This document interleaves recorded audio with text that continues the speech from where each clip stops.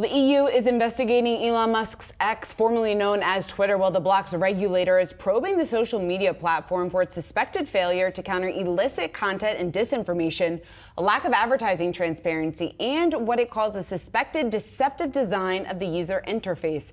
It's the first move in the EU's landmark Digital Services Act. For more on this, we want to bring in Yahoo Finance's very own Rick Newman. And Rick, of course, we know that the EU has been really the aggressor or taking lead in a lot of these types of investigations. But what does it mean here for the U.S. and what we could see play out within the United States?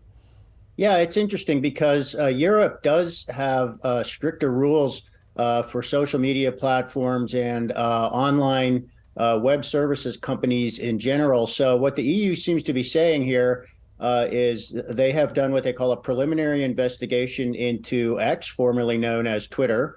And they have found some problems. And anybody who uses Twitter knows you don't have to look very far or peck around very much before you find whether it's bogus content, people posting propaganda, disinformation, even deep fakes and things like that. And Europe has the laws in place to actually enforce that. And the part they're calling deceptive, that is their word, is the blue check mark, that the so-called verification, which of course Elon Musk changed when he bought the company.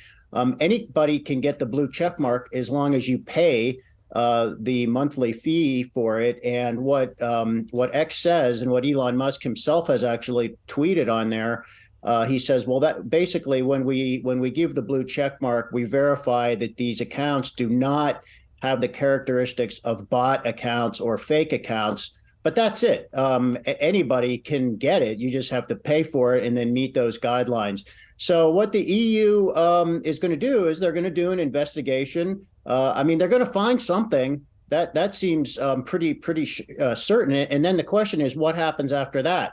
I don't think they'll try to shut down X, but they can fine the company. And the law says they can fine it for up to 6% of its annual revenue.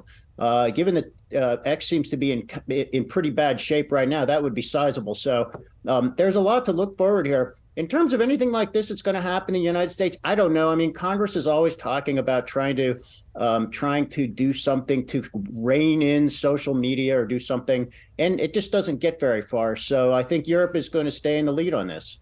Rick, thanks so much for tracking this, breaking this down for us. Yahoo Finance's own Rick Newman. Appreciate it. Hi, guys.